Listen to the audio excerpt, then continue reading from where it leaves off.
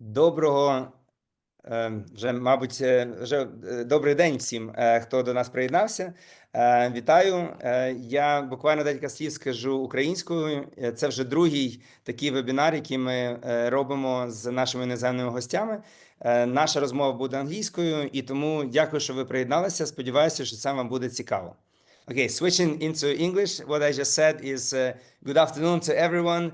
This is the second webinar in this series, and we are conducting them in English. And I'm very happy to introduce our guest, Stívен Revell. Stíven is first of all, is a good friend of mine whom I have known for many, many years, before even we have established Avellum. And I know Stíven from the times when he was at Freshfields, but following his retirement from Freshfields, Stíven has moved on into establishing a consulting firm and is traveling around the world helping major firms and small firms to improve their business development, improve their law firm management. Stíven is greatly involved in the IBA. In fact, he's presently a co-chair of the Law Firm Management Committee of the IBA and is a regular speaker at various conferences and panels prepared by the IBA, and quite often is the leader of these panels. Stíven practiced at Freshfields for over 41 years on 3 different continents and was a partner for 33 years. And his experience and practice ranged from M&A and joint ventures to IPOs, equity offerings and debt offerings, and he has worked in over 50 countries. And he also currently serves as a member of advisory boards of several law firms and is an independent non-executive director on the board of several companies, including Crown Resorts, which is a leading player in the Australian entertainment industry. So what is also important is that Stíven is a co-author of a variety of books, and in particular, he edited the 2nd edition of Business Development, a book that is available, by the way, online to buy. We're not advertising the book, but if you are interested, feel free to Google it. So Stíven, thank you again for joining us for this webinar. I'm really pleased to have you. As I mentioned to you, and as we mentioned to our colleagues, we would like to bring the world closer to Ukrainian lawyers, to the Ukrainian legal community and legal market, because we feel that the trends, the challenges that law firms and the legal community in general face in Ukraine are in fact very similar to those that law firms around the globe on different continents face. So maybe I'm wrong. I'm curious to hear your thoughts, but let's start with the basic question about the trends and challenges. So what are the most significant challenges that law firms face today in adapting to the ever-changing environment? Well, dobra, everyone. Hopefully there's some of my friends from Ukraine on this call, so a particular hello to all of you. I have many friends in Ukraine, having done several jobs, including with Mykola, over the years in Ukraine. So Ukraine is a very special place for me in terms of not only the work I've done there, the friends I have there, but also strong support for your present situation, which I follow and have enormous sympathy for the hardships that you face. So I do think law firms in Ukraine have some very particular challenges at the moment. But I share your view, Mykola, as I've gone around the world helping various law firms do various things. I think there are some very common issues across law firms that they're challenged with. And what I find really interesting is the solutions have to be slightly different. The solutions not only have to fit the country, I mean, in a sense that's obvious, but they have to fit that particular law firm. And law firm cultures, law firm approaches to issues are very different. And I think finding the solution that's right for your law firm. In terms of what I think are the current challenges at the moment, I'd mention a few things. I think all firms need to go back to basics with regard to clients. I talk about it in the work I've done in business development, but maintaining strong relationships with your core clients.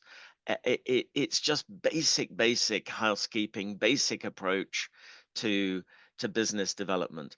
Many studies have proven that it's much easier to get more work out of your existing clients than go around knocking on doors trying to find new clients. So look after your existing clients, go and talk to them regularly. And when I say talk, I really mean listen. Go and listen to them regularly. See what they have to say about their own business. They like talking about their own businesses. They don't like talking about your business. They want to understand your capabilities, yes, but they want to share the problems they've got. So listening to clients and going out regularly and listening to them and talking to them, really important, maintaining those obligations. So clients very much front and center and needs to be at the core of every law firm. And it's a job that partners need to do and senior lawyers need to do. I think business development professionals can be hugely helpful, but ultimately it's the partner's responsibility to go and maintain those relationships. The second thing I'd mention is financial housekeeping. It's amazing how many firms neglect the financial side of the law firm. They don't focus on rates. They worry about rates, but often they're not increasing their rates by inflation even. And yes, we all say we operate in challenging markets, that our clients don't like rate increases. But if we're not putting up our rates by at least inflation, we're reducing our rates. And that doesn't work for any business. And then having got our rates right, making sure we're billing promptly and collecting promptly and looking at those data points in our firm really closely. If you're responsible for the management of your firm, you know, how quickly are we billing and how quickly are we collecting? That basic financial hygiene. And then I would say, and it's hard to have a conversation these days without AI, but I'll come on to that separately. But thinking about the future from your law firm's perspective, you know, have we got some founders of the law firm that are going to retire? Rather than that being a great shock and maybe a financial challenge for the firm, preparing for it 10, 15 years ahead. We know what happens when partners retire because we've thought about it. We have a retirement plan for our older partners. We're bringing in young partners. We're thinking about the future structure of the firm, the future leadership of the firm, and making sure the firm is a sustainable firm. We're attracting talent, we're looking after that talent, and we're looking at the future of the firm rather than being caught by surprise when these things happen and thinking ahead for the firm as opposed to, yes, we're all thinking ahead about how we're going to get work next year. And don't get me wrong, that's really important. But I think sometimes as a law firm business, we neglect that future planning. And again, I'd think of it as housekeeping. Have we got the housekeeping right? Do we know what happens when partners retire, particularly the partners that founded the firm? Do we know what our governance is? And governance sounds like a very big word for very big firms, but thinking about it in the context of your own firm, who makes the decisions? How collegiate are we trying to be? What's the culture of our firm? And what are the rules about things when we want to change things? So again, I've talked about what I think are three basic housekeeping issues that apply to all firms across the world. Business development is all about maintaining good relationships with your existing clients. And then, yes, by all means, let's think about new clients. It's about getting the financial hygiene of the firm right. And it's about making sure the firm is sustainable because it's thought about the future. So those are the three things that I would pick out, Mikola, as three things I talk to virtually every law firm I'm engaged with around the world at the moment. Thank you, Stephen. I've been jotting down your comments, but it seems like all these three housekeeping issues, they are very traditional. This is what has been on the agenda for decades, if not even for centuries, for any law firm business or legal practice. You mentioned the contact with clients, financial planning, and succession. But what about innovation? I mean, it's all very traditional, and you did mention AI. Is there an issue of innovation and challenges from AI that global firms are facing? And we'll get to the issue of whether AI will replace us, but in terms of, let's assume it will not. Is that a challenge, or is just a buzz? I think it is a challenge more than a buzz. But I don't think it's something that every firm needs to jump into tomorrow and buy the first expensive system that a salesman comes along saying you need this or else. I think we are in at the beginning of a period of great change. But I think we need to, in my own view, see AI as a really important tool. I hesitate slightly because I think over time it may become more than a tool. Some firms are thinking of AI as a team member, something that, you know, we can delegate a whole load of tasks to as if we had a human being in the room. And I think that's probably a little ways off. So I think as we move into it, to think of it as a really good tool. I think we're at a stage where most firms should be preparing for AI rather than, as I say, buying the first system that comes along. I am not an advocate for Microsoft, but I do think, given how many enterprises, not just law firms, have taken on Microsoft products, we all use Outlook, without thinking about it. Outlook has a lot of power that we don't use. But I think if Microsoft gets Copilot right and it kind of lands on our desk almost, I think many firms will end up using a Microsoft solution through Copilot. Please, I am not trying to sell Microsoft, but if you ask me to predict how things might flow out of this, I think we might say, okay, well, we'll use Copilot for the moment. It's already on my desk. I keep getting prompts on my own, Outlook system. Tick this box and get Copilot. So it's coming. It's going to be a very easy way to start using AI. And so that leads me, I think, to firms today having to think about three things with regard to AI. What state is our present data in? Is it all in one place? Is it on each and every lawyer's desk in a somewhat messy way? Is it all collected in a central point? But I think particularly importantly, can we identify within our data those things that are super sensitive? And I use that phrase instead of confidential because all our information is confidential. But we can use that confidential information to the benefit of our firm and our other clients. But within that are what I refer to as super sensitive information that just sits in the middle of a letter we may have written.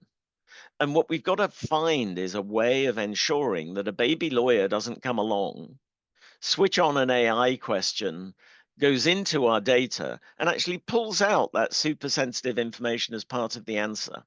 And the baby lawyer doesn't know it's super sensitive if it's not been properly flagged or put in a separate box somehow. And that information goes out to the outside world.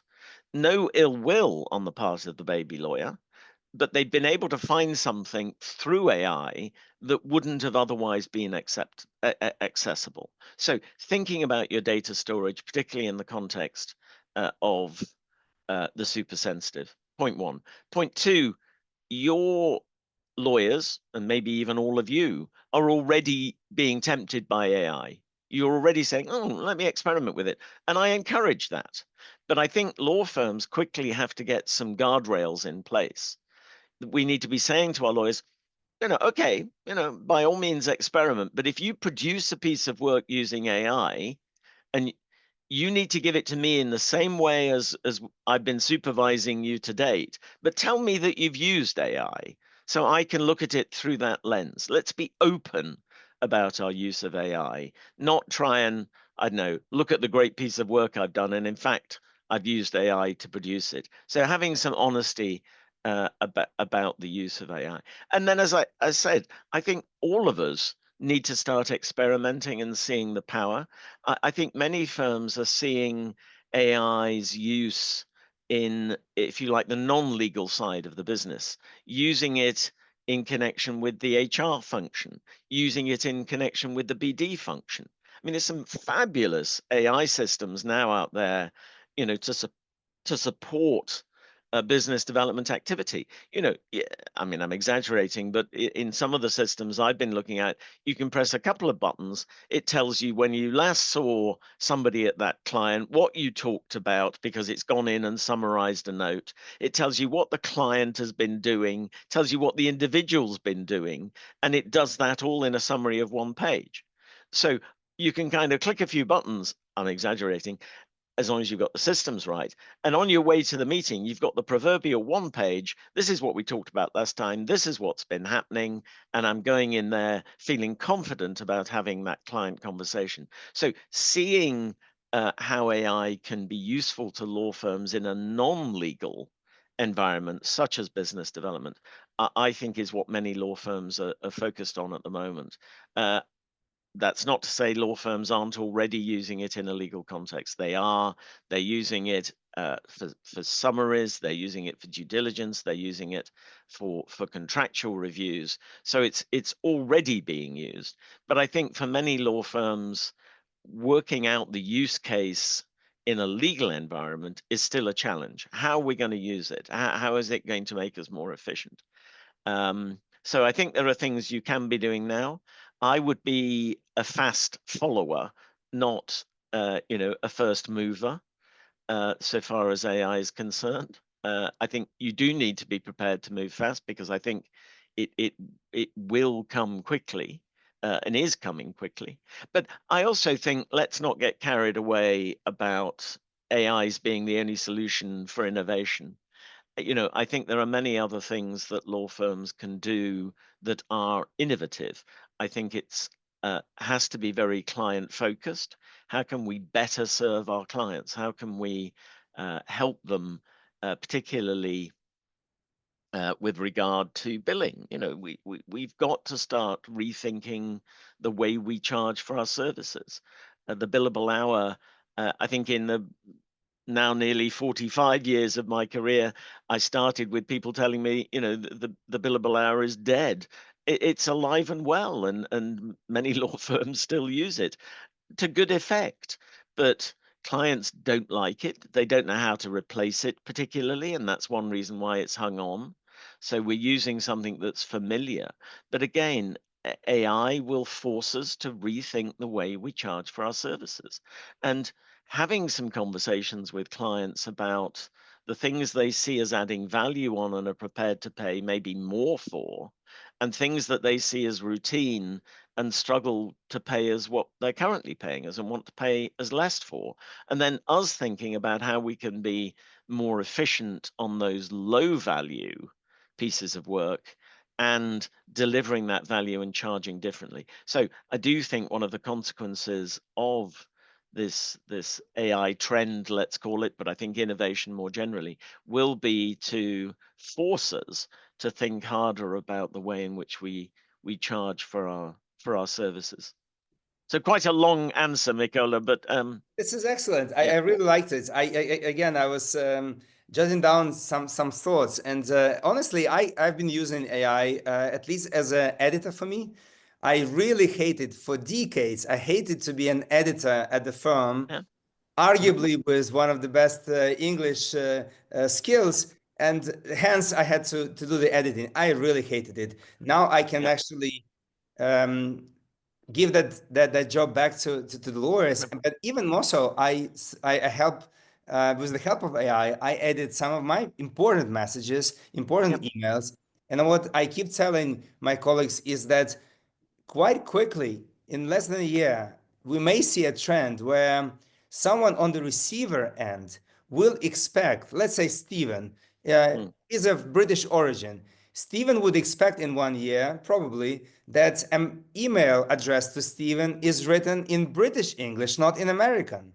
Because in just a few clicks, in less than a minute, you can revise your email with your own thoughts, but just to fit the British language rather than American accent or Canadian or Australian for that matter. You mentioned Copilot. I believe that it's already long overdue that we need personal assistants that would be helping tracking our meetings, reminding, doing the reservations, helping us with the flights, etc. So I personally look forward to that, as long as it's doing everything properly and I'm not sent to a wrong city. But I definitely look forward to this innovation. You're absolutely right. We are cautious about legal advice, AI legal advice. Just out of curiosity, I did some research, not for clients, but personally, and AI does hallucinate. I've seen that. And I didn't notice it immediately at the start. I realized it literally about 30 minutes later after I started the conversation. And at some point I asked the AI, well, are you making this up? And it had to admit that it did. So Yes. It's a word of caution to everyone who is listening to us, but it definitely, we are on the verge of tremendous change, and we should be trying it for sure. So, since we are on this topic, and you mentioned several times the business development, I would like to move on to your IBA involvement. As you remember, we had at our first webinar, Mark Ellis, the executive director of IBA. We talked about different things. Well, please share with me and our audience your experience with IBA, how it proved useful to you, and maybe some tips and tricks where we can be, what can we do better with the IBA? Okay. Well, the IBA does some fabulous work on human rights, and as you know, has been particularly active in Ukraine, and Mark will have talked about that, I'm sure.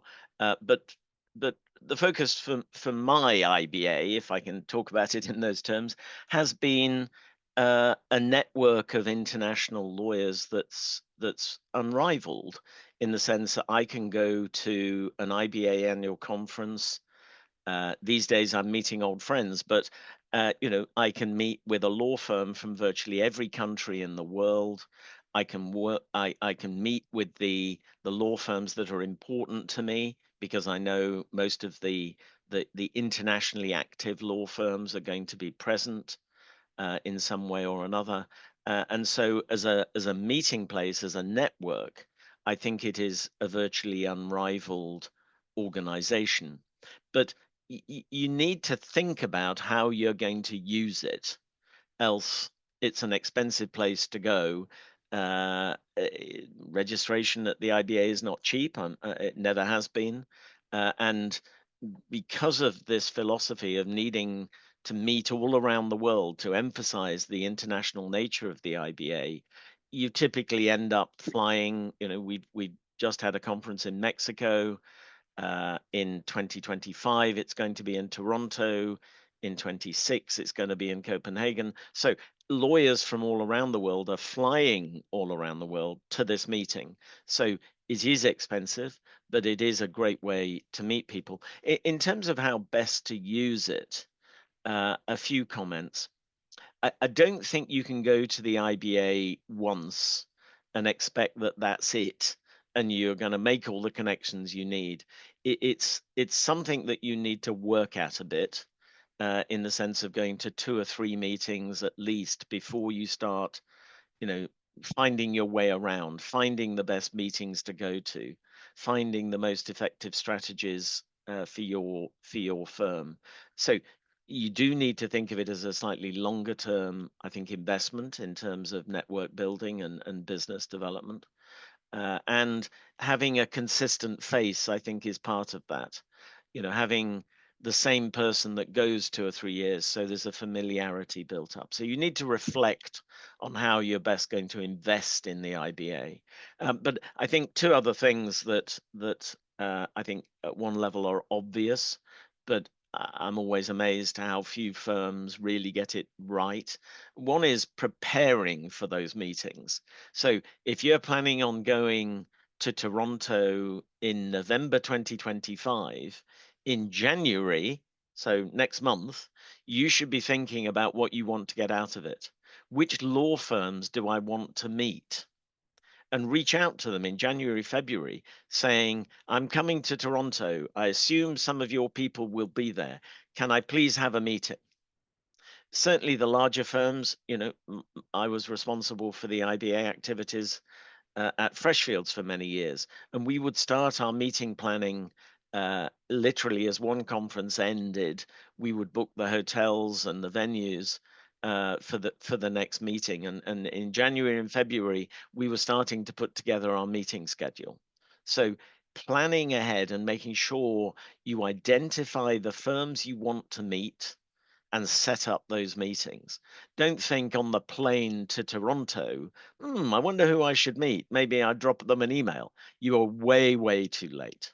So preparing for the meetings, being strategic about the firms you want to meet, and that comes back down to basic business development.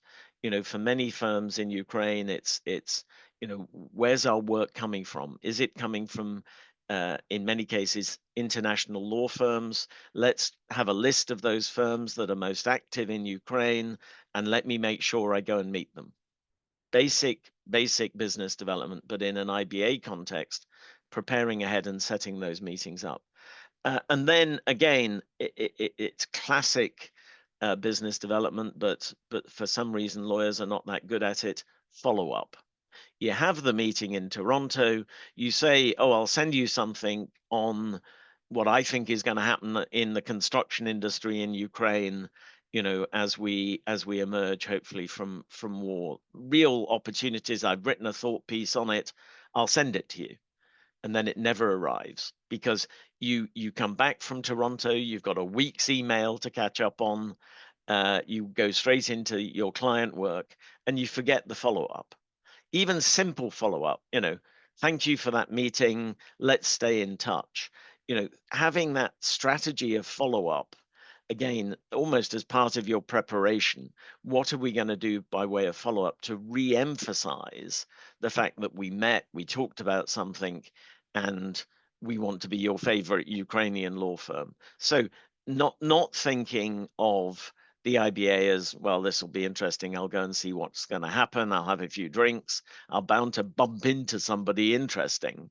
Not a good strategy. The IBA is expensive. So invest wisely, but prepare and follow up. What about speaking at the various panels? There are so many panels there. I've spoken at a few, and some are very well attended, others are not. Extremely interesting questions, and sometimes not so interesting. What's your recommendation? How to choose and how many to choose? And IBA, of course, gives you a choice of being a member of so many committees.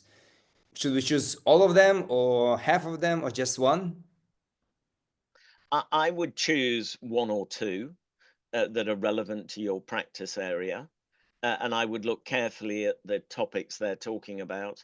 And I would try and attend some of those sessions. I certainly wouldn't kind of wander the halls dipping in and out of sessions. Again, I'd plan to attend the ones that I think might be most relevant to me, not only because I might learn something, but also people from all over the world who have a similar interest are likely to be in that room. So yes, I've organized my meetings, but there's no harm in meeting new people, and be scientific about where those new relationships might be. They're going to be in the rooms listening to the things that, if you're an M&A lawyer, you go to the M&A committee meeting, you're going to meet more M&A lawyers from around the world. So I think you can use the sessions both to network, but also to learn. Speaking slots, I think, are quite important, but at one level, the last thing you want to do is to spend the whole week speaking. because actually you're going there to network and to have meetings.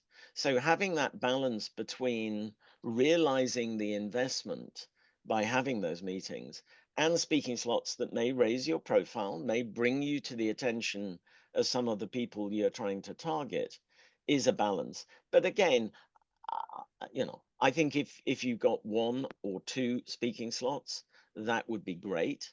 But I think it isn't about speaking slots. It's about who you're meeting and getting that organized in advance. And yes, I'm not discouraging speaking slots, but don't make it just about the speaking slots. They're important to raise your profile. But again, pick your area. If you're an M&A lawyer, don't go and speak on a litigation panel. Go and speak on an M&A panel. And so, yes, you'll need to do some homework. But again, that needs to be done.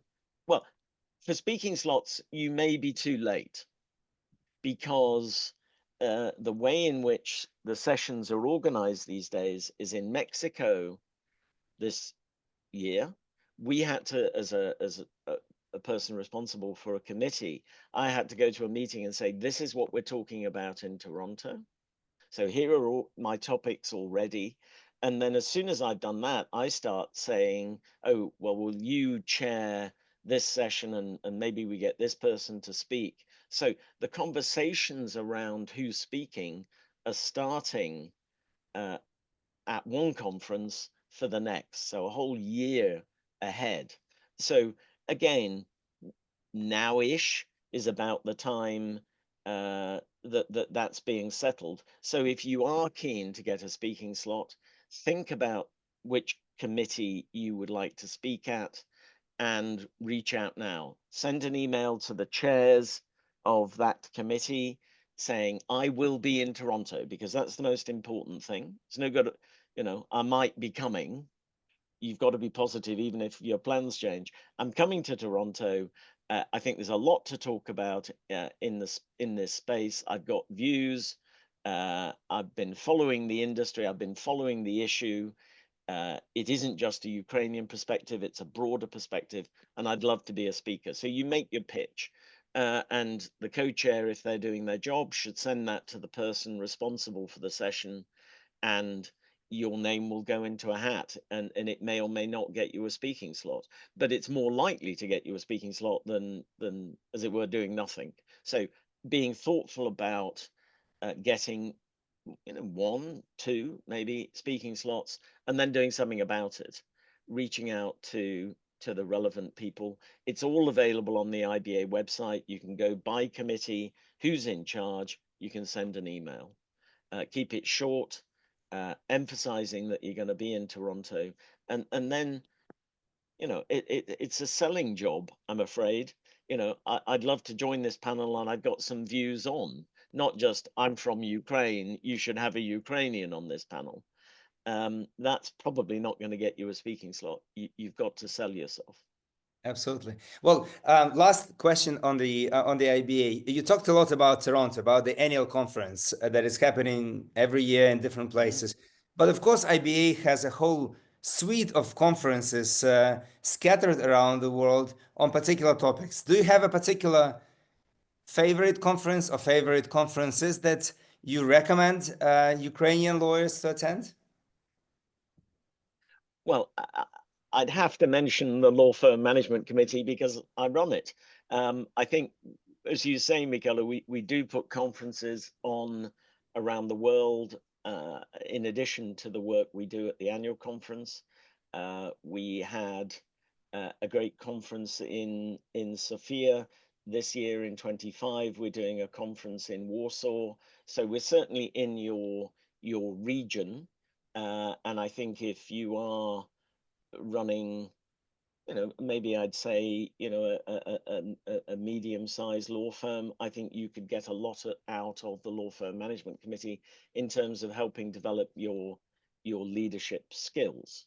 But focusing on the actual conferences that cover virtually every topic you could think of, I think I'd say be selective. Think about what your law firm is about. Is it about M&A? Is it about litigation? Is it about arbitration? How would you describe your law firm? And I think too many law firms start that sentence, oh, we're full service, we can do everything. And you probably can, but you're probably known for something in particular. I'm going to stay with my M&A example.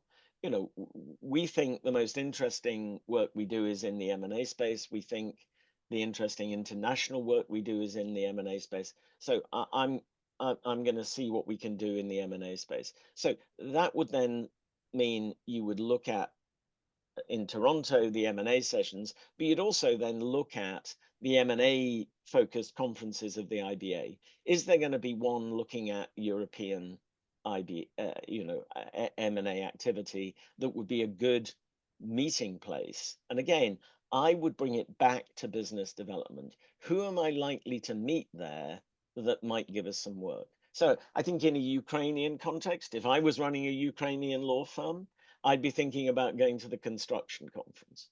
There's one in Europe. It's not a conference I've attended, but if I think about it, I think I'd be saying, well, what's going to be the next big thing in Ukraine? It's probably going to be construction. It's going to have a huge amount of difficulty and challenge, etc., but it's going to happen. And therefore, let me start reaching out to make sure that the firms that are maybe international firms that are going to be maybe involved in that know that we exist and that we have some interesting experience, knowledge, etc., in that construction area. So I'd be looking at what the IBA is doing in that construction space and thinking about attending. But make it strategic. Don't just, oh, there's a conference in Milan. Milan's a nice place, I'll go there. I think those days have gone. I think it used to happen, but I think it's now much more targeted, and I think you need to be targeted. Am I going to meet the people, and in most cases it's the law firms that are going to potentially bring me some work at this conference? For a variety of reasons, general counsel, and I'm generalizing, do not attend IBA meetings. So don't think any of these sessions, whether it's Toronto or Milan, you're going to have GCs queuing up to meet you to give you work.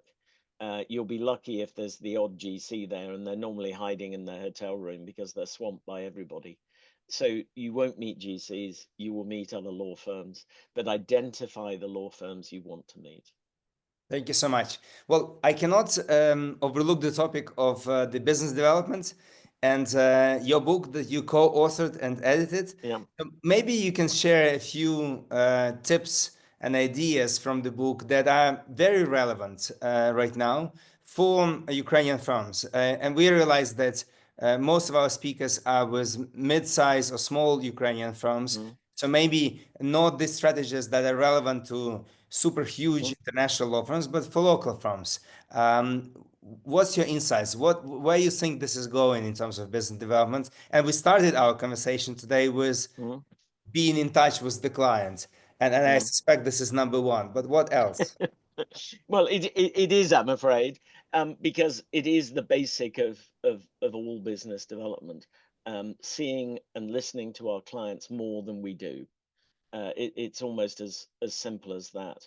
And I'll come on and try and be more specific in my answer to your question.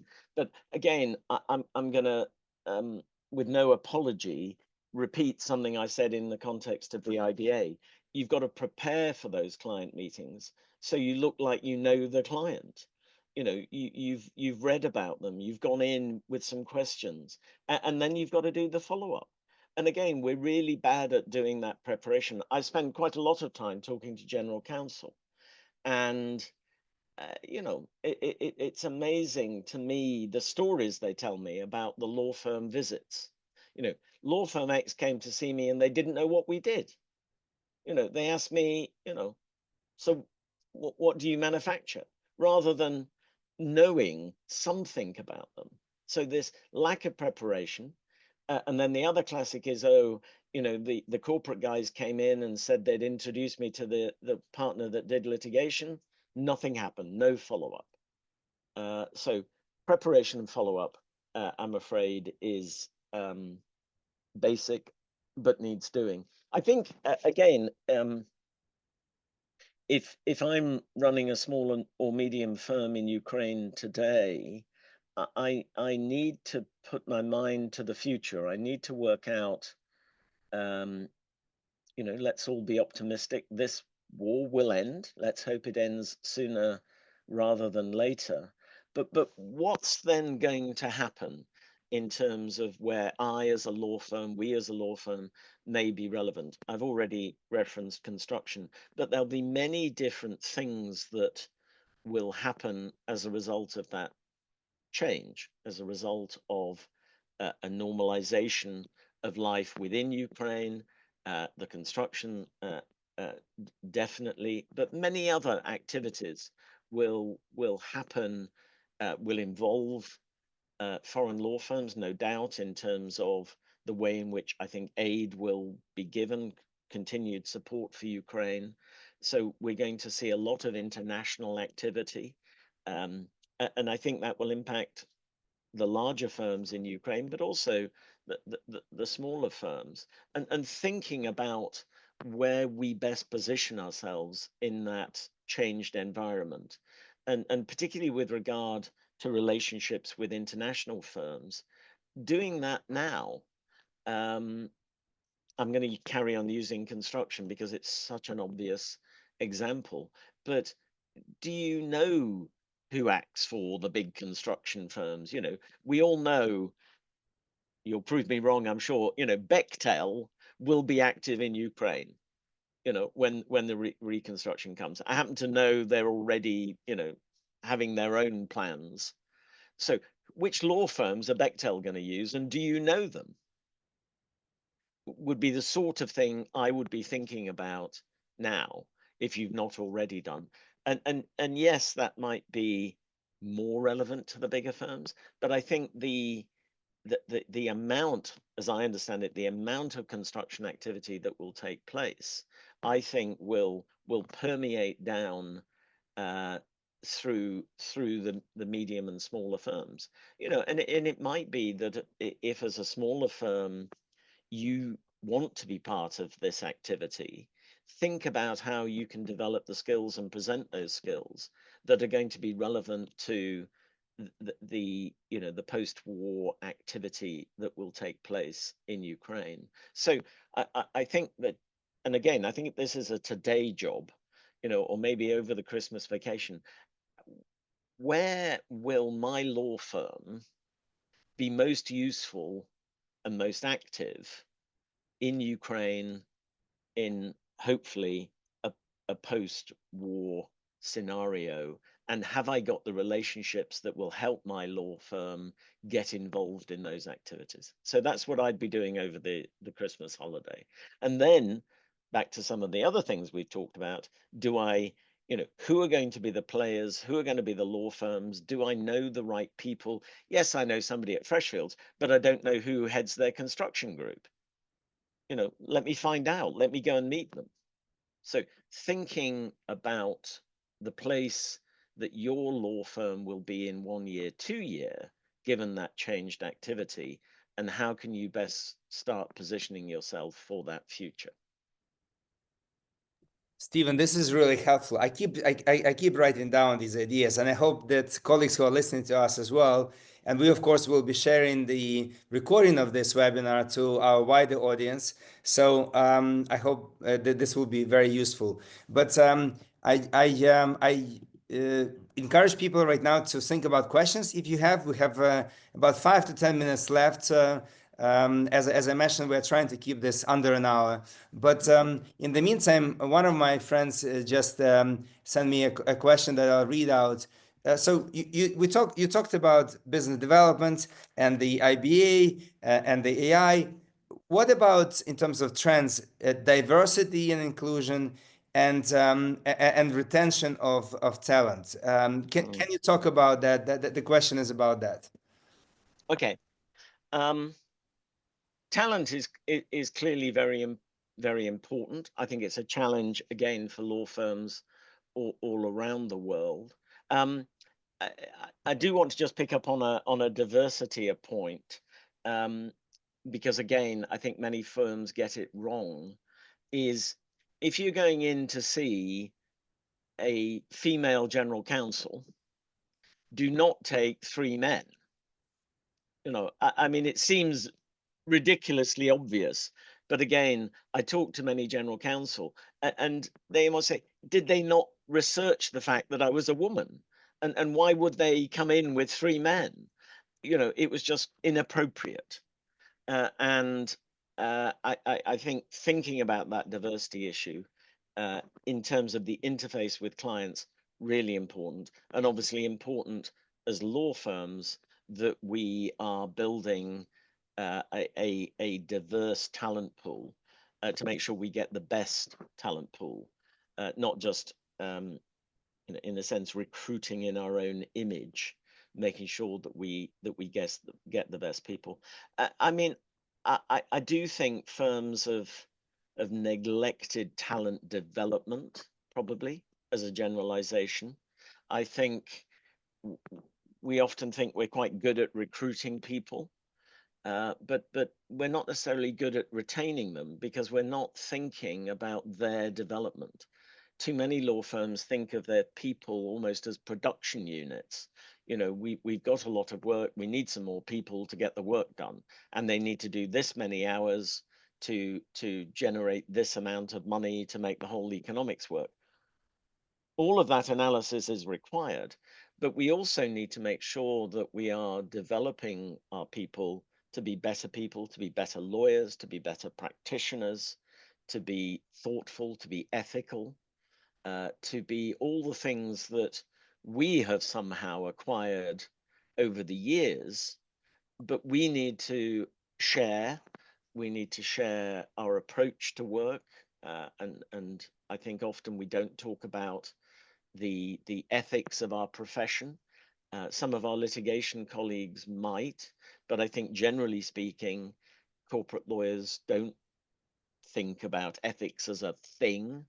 And therefore we don't talk about it as a thing, but having an honorable and an approach born out of integrity, really important for the long-standing of sustainability of the firm, to have that reputation of fair dealing and instilling that in our people as part of our culture. But I think my answer to the question is, you will best attract and retain talent by being seen as a firm that develops that talent.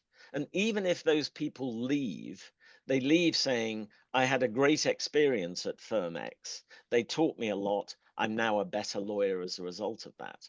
So certainly do exit interviews. If you're not doing exit interviews, do them. Ask why people are leaving and try and find, dare I say it, the real reason. And again, a lot of research has been done on this. And the single biggest reason as to why lawyers leave is a lack of variety of work and a feeling that that isn't developing me. The only way I can develop is to go to another firm because I'm not seeing the variety of work and therefore I'm not developing. So that's the reason, this lack of development, this lack of broader training is why people are leaving. Yes, money's important, and yes, some people will always leave for money. But if you look at the research that's been done again across the world, the answer comes back to, I wasn't getting the diversity of work, therefore I wasn't being trained. Thank you. This is super insightful. I see there is one question in the chat from Daria Bulgakova. And the question is, what is the most effective management model for a law firm? What's your thoughts on this, Stephen? I think it depends enormously on the size of the firm. I'm not a fan of lawyers spending a lot of time on administration and, in a sense, management. We're lawyers to be lawyers. And I think finding ways of ensuring that the administrative aspects of managing a law firm are being done efficiently. And if that involves bringing in people who are not lawyers but are specialists in HR or accounting, then that's the best way to do it.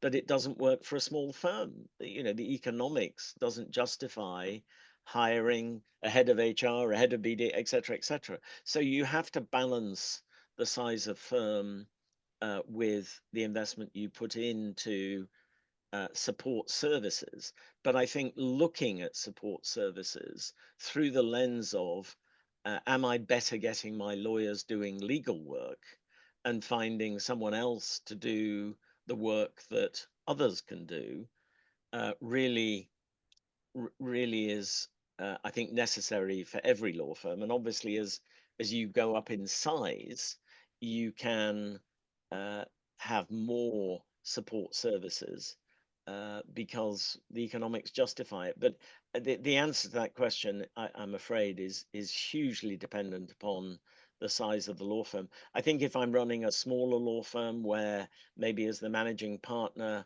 I am the manager, there's no one else doing it, then I think it's about being really thoughtful about your time. It's spending enough time on client work, but also making sure you do the management job properly, not just doing the management job at weekends. And so putting time aside and accepting that if you are managing your firm as well as practicing law, you're balancing that and doing both jobs as well as you can, rather than the management job, you know, being done in half an hour on a Saturday morning. So I think that's one of the challenges for smaller firms. But dare I say it, the answer is thinking about it, you know, being thoughtful as to, I've got to achieve A, B, and C. How am I best going to do that? And that answer will be different in different law firms. Honestly, to my mind, having managed the firm for 15 years, I think that's a really fascinating business because it not only allows you to practice law, but also allows you to develop as an entrepreneur. And in fact, you can focus more on HR issues and talent retention, or focus more on marketing or financial and financial models and financial reporting. And of course, we have sales, and you can do many more sales, etc. So for the students who are listening to us, I really encourage them to try law firm and to continue through ranks, because there are many more facets of the legal industry and legal profession than just lawyering. But you're absolutely right, Stephen, that it should be a fair combination of practicing law and management and doing all of these other things. Well, that was a great comment, Mikola, and I think a really good point maybe to begin to end on. I think our profession is a fabulous profession. You know, you mentioned the fact that I was at Freshfields for many years. I can honestly say I enjoyed every day of it, and I'm tremendously grateful for the fact that I became a lawyer. You know, yes, I was lucky. I ended up in a great firm, but I still think our profession is a great profession, and we need to instill that into our younger colleagues to encourage them not only to join the profession, to join law firms, but to stay in it, because the rewards, and I don't mean the money, the rewards of being a lawyer, whatever size of law firm we're in, can be tremendous, and we all need to focus on that. But it is a great profession that we should all be very pleased to be part of.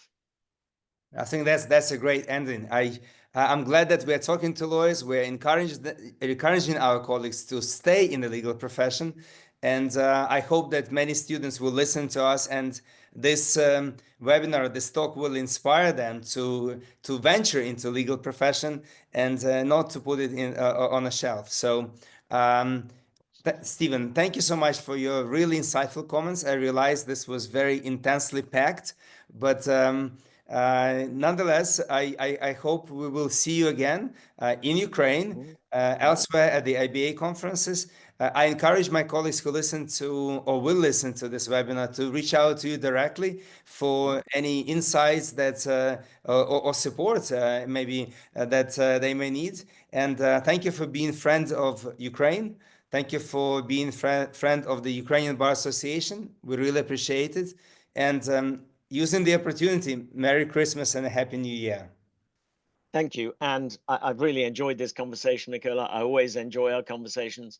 I'm a very strong friend of Ukraine, so I was very pleased to say yes to this opportunity.